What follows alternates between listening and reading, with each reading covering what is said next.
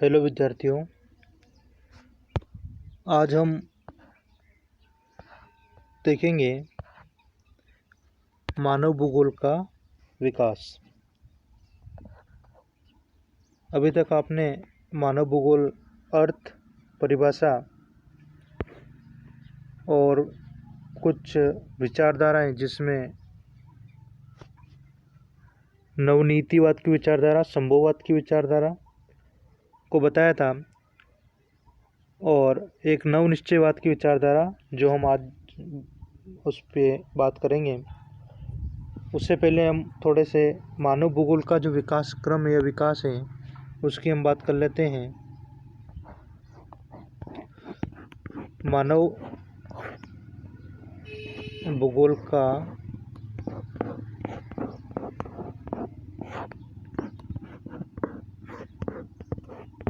विकास।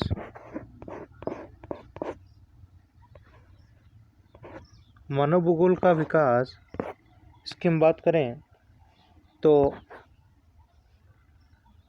पृथ्वी की सतह पर पर्यावरण के साथ अनुकूलन और समायोजन की प्रक्रिया तथा उसका रूपांतरण मानव के उदय के साथ आरंभ हो गया था। यदि हम मानव व वातावरण की पारस्परिक क्रियाओं से मानव भूगोल के प्रारंभ की कल्पना करें तो इसकी जड़ें जो है इतिहास के अंतर्गत काफ़ी गहरी है या काफ़ी पुरानी है। मानव भूगोल के विषयों के अंतर्गत हम देखें तो एक दीर्घकालिक जो इस आपस में जो सामंजस्य है दिखाई देता है। समय के साथ विषय को स्पष्ट करने वाले उपागमों में परिवर्तन आया है। यह विषय की परिवर्तनशील प्रकृति को दिखाता है। अध्ययन की दृष्टि से हम मानव भूगोल के विकास को तीन जो हैं काल के अंतर्गत विभाजित करेंगे, तीन भाग के अंतर्गत इसको डिवाइड करेंगे। सबसे पहले आप देखें प्राचीन काल। सबसे पहले आपके आ रहा है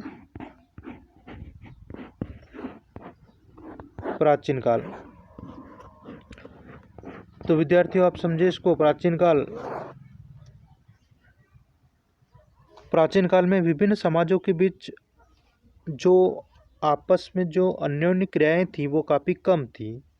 एक दूसरे के बारे में ज्ञान जो था वो काफ़ी सीमित था। ज्ञान जो था वो सीमित मात्रा में था। ज्ञान सीमित था। तकनीकी विकास का स्तर काफ़ी कम था। चारों तरफ प्राकृतिक वातावरण की छाप थी। भारत, चीन, मिस्र, यूनान व रोम की प्राचीन सभ्यताओं के लोग प्राकृतिक शक्तियों के प्रभाव को मानते थे। वेदों के अंतर्गत आप देखें तो सूर्य, वायु, अग्नि, जल, वर्षा आदि प्राकृतिक तत्वों को देवता मानकर पूजा और अर्चना की जाती थी। यूनानी दार्शनिक थेल्स व एनेक्सिमेंडर ने जलवायु, वनस्पति व मानव समाजों का वर्णन किया। अरस्तु ने वातावरण के प्रभाव की वजह से ठंडे प्रदेशों के मानव को बहादुर परंतु चिंतन में कमज़ोर बताया। लेकिन एशिया के लोगों को सुस्त पर चिंतन में जो है अच्छे बताया या चिंतनशील बताया। इतिहासकार हेरोडोटस ने घुमक्कड़ जातियों तथा स्थायी कृषक जातियों के जीवन पर वातावरण के प्रभाव का उल्लेख किया है। यहाँ पर आप देखें हम बात कर रहे हैं प्राचीन काल की। तो प्राचीन काल के अंतर्गत जो देखें हम प्रकृति का प्रभाव था, जिसके अंतर्गत मानव जो था वो प्रकृति के अधीन था। इस प्रकार से देखें आदि मानव के जीवन को आप देख सकते हैं। आदि मानव यानी मानव क्या है? मानव जो है वो क्या है? प्रकृति के अधीन है। वो प्रकृति से उसको जो कुछ मिलता है उसी से वो अपना जीवन बसर करता है। उसका तकनीकी ज्ञान, बाहरी प्रदेशों से संपर्क जो है काफ़ी कम है और पूरा मानव जो है वो प्रकृति के ऊपर अधीन है। इसी के अंतर्गत हम बात करें तो प्राचीन काल में ही जो भूगोलवेत्ता हुए हैं हिकेटियस, नाम आपको विशेष ध्यान रखना है, हिकेटियस।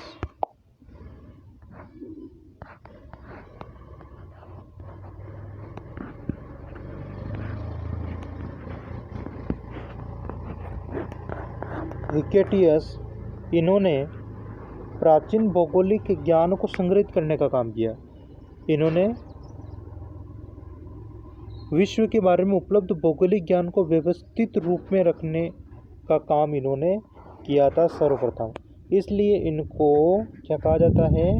भूगोल का पिता कहा जाता है इनको, भूगोल का पिता।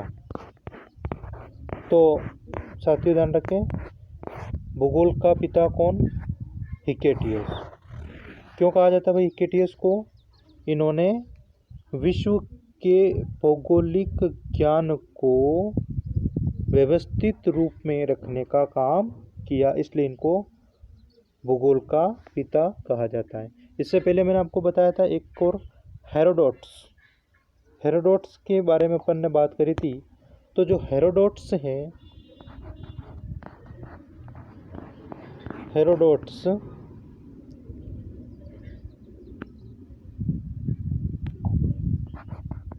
हेरोडोटस को इतिहास का पिता कहा जाता है। ध्यान रखिए आप, हेरोडोटस को किसका पिता कहा जाता है? ये है, हेरोडोटस को इतिहास का पिता कहा जाता है। और इन्होंने घुमक्कड़ जातियों तथा स्थायी कृषक जातियों के जीवन पर वातावरण के प्रभाव का उल्लेख किया। हेरोडोटस ने क्या किया? घुमक्कड़ जातियों और स्थायी कृषक जातियों के जीवन पर, घुमक्कड़ जातियाँ जो एक स्थान से दूसरे स्थान पर जो है अपने स्थान को परिवर्तित करती है और जीवन बसर करती है, और स्थायी कृषक जातियाँ जो एक ही स्थान पर रह के जो है खेतीबाड़ी या कृषि करके अपना जीवन बसर करती है।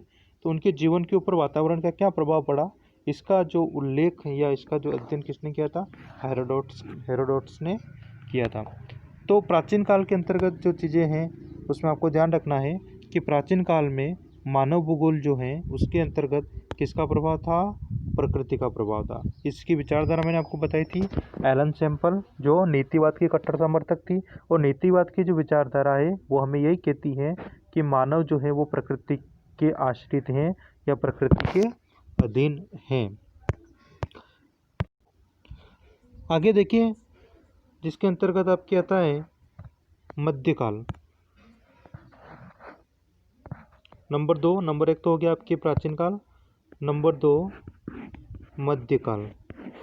मध्यकाल के अंतर्गत मानव का जो ट्रांसपोर्टेशन है, परिवहन है, आवागमन है, वो क्या होता है? बढ़ता है। मध्यकाल के अंतर्गत जो है अनेक जो अन्वेषण यानी कि अनेक जो खोज होती है, तकनीकी ज्ञान लोगों का बढ़ता है, जिस कारण से मानव आपस में जो है एक स्थान से दूसरे स्थान पर जो है उसका मूवमेंट बढ़ता है, गतिशीलता उसकी बढ़ती है। और इसी काल के अंतर्गत, मध्यकाल के अंतर्गत हम बात करें तो औपनिवेशीकरण और व्यापारिक रुचियों ने नए क्षेत्रों में खोजों व अन्वेषणों का विश्व ज्ञान कोशीय जो है विवरण जो है प्रकाश में आता है, यह हमारे सामने आता है। तो मध्यकाल के अंतर्गत मानव भूगोल के अंतर्गत हम देखें तो मानव का स्थानांतरण होता है, औपनिवेशीकरण जो है सामने आता है, एक देश से दूसरे देश में संस्कृति का, तकनीकी का या लोगों का जो है प्रसार होता है।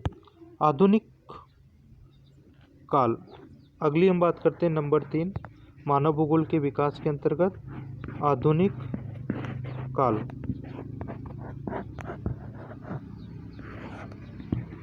आधुनिक काल की हम बात करें तो आधुनिक काल की जो शुरुआत करने वाले भूगोलवेत्ता हैं उसके अंतर्गत सबसे ज़्यादा जो नाम आता है वो है जर्मन भूगोलवेत्ताओं का।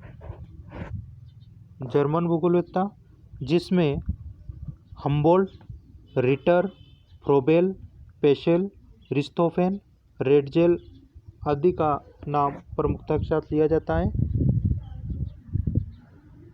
तो आधुनिक काल के अंतर्गत जो ये आधुनिक काल जो है मानव भूगोल की जो शुरुआत है करने वाले भूगोलवेत्ता हम्बोल्ट, रिटर, फ्रोबेल, पेशेल, रिस्तोफेन और रेडजेल हैं। आधुनिक काल के अंतर्गत ही हम बात करें तो एक तो Ratzel, Vidal de la BLAS,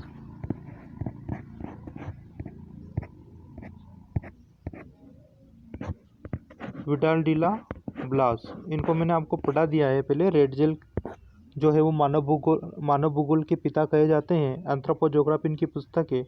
इनकी परिभाषा को भी बताया था, ब्लास की परिभाषा को बताया था, लेकिन ब्लास जो थे इन्होंने एक विचारधारा को दिया था और उस विचारधारा को हम संभववाद के नाम से जानते हैं। तो रेड जेल, ब्लास और एक और नाम आता है उनके ब्रूंस, डी मार्टोन, डिमांजिया, फेब्रे, ये जो भूगोलवेत्ता हुए हैं इन्होंने मानव भूगोल के ऊपर कई ग्रंथ लिखे हैं जो आधुनिक काल के अंतर्गत आते हैं और इससे मानव भूगोल को एक नवीन ऊंचाइयां प्राप्त होती हैं। इसी समय में आधुनिक काल के अंतर्गत अमेरिका और ग्रेट ब्रिटेन में मानव भूगोल का तेजी से विकास हुआ। अमेरिका के अंतर्गत आपने पढ़ा था जैसे एलन सैम्पल है, हंटिंगटन है, बोमेन, कार्ल सावर है, ग्रिफिथ टेलर है। ब्रिटेन में हर्बर्टसन है, मैकिंडर है, रॉक्सबी हैं, फ्लूअर हैं, ने मानव भूगोल के विकास में विशेष योगदान दिया। 20वीं सदी में मानव भूगोल का विकास जो है वो सभी देशों के अंतर्गत हो चुका था।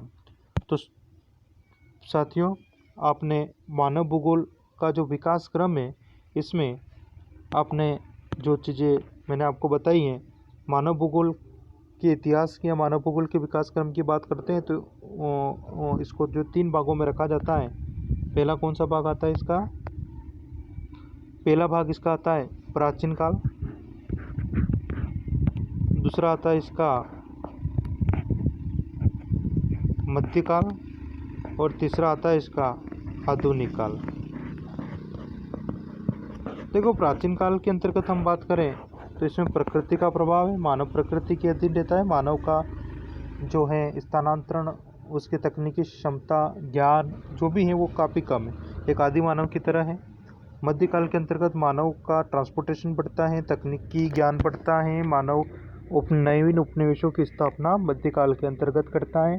और आधुनिक काल के अंतर्गत हम बात करें तो विभिन्न जो भूगोलवेत्ता हैं जिसमें जर्मन के हैं, उन्होंने जो है इस विचारधारा को या आधुनिक भूगोल की प्रतिस्थापना करी है, जिसमें से ज़्यादातर रेड जेल है, विडाल डीला ब्लास है, ब्रूंस हैं, मार्टोन है, अनेक नाम आते हैं। तो इनको आपको ध्यान रखना है। इसके अलावा मैं कुछ अपन बात कर रहे थे विचारधाराओं की, तो मैंने आपको निश्चयवाद की विचारधाराओं को बता दिया है। निश्चयवाद को किसने दिया था? कुमारी एलन सैम्पल इसकी कट्टर समर्थक थी, ठीक है। और एलन सैम्पल जो है रेड जेल की शिष्या थी। तो निश्चयवाद का मतलब क्या हुआ? निश्चयवाद या इसको हम कह सकते हैं मानव का प्राकृतिकरण। तो निश्चयवाद जिसमें मानव क्या है? प्रकृति के अधीन है। दूसरी विचारधारा जो है वो है संभववाद की विचारधारा।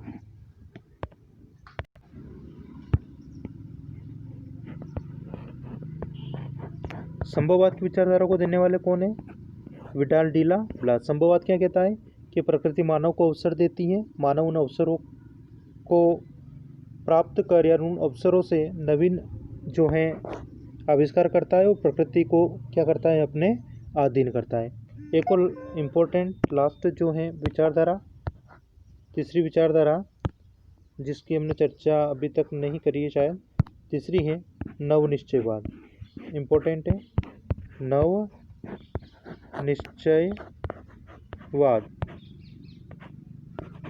नवनिश्चयवाद की विचारधारा को किसने दिया? टेलर ने। मैं शॉर्ट में बता रहा हूँ, टेलर। इनका पूरा नाम क्या है? Griffith Taylor. क्या नाम है? Griffith Taylor. तो नवनिश्चयवाद की जो विचारधारा है ग्रिफिथ टेलर ने इसको दी।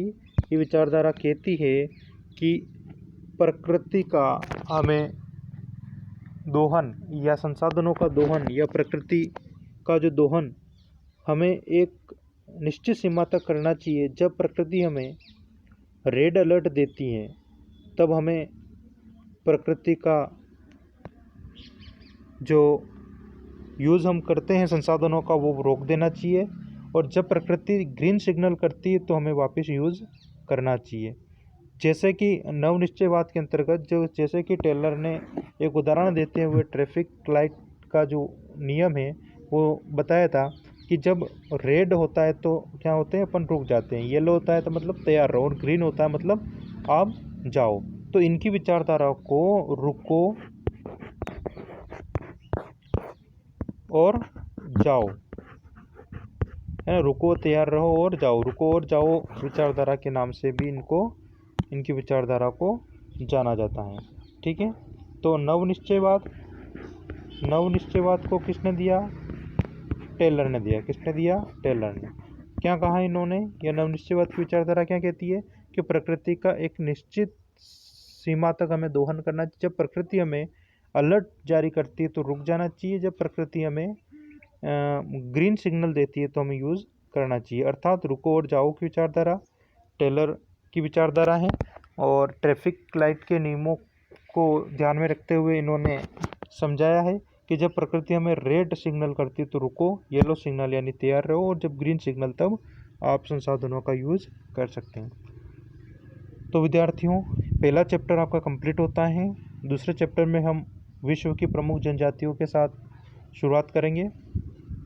अभी तक आप जो चैप्टर फर्स्ट जो हैं उसको कंप्लीट करें, जिसमें मानव भूगोल का अर्थ, मानव भूगोल की परिभाषाएं, मानव भूगोल का विषय क्षेत्र, प्रकृति और मानव भूगोल का विकास क्रम, और जो विचारधाराएं हैं जिसमें नवनीतिवाद, संभववाद और नवनिश्चयवाद को कंप्लीट करें। कोई दिक्कत आती है, कोई समझ में नहीं आता है तो आप ज़रूर कमेंट बॉक्स में आप कमेंट करें और आपकी समस्याओं का समाधान करेंगे। धन्यवाद।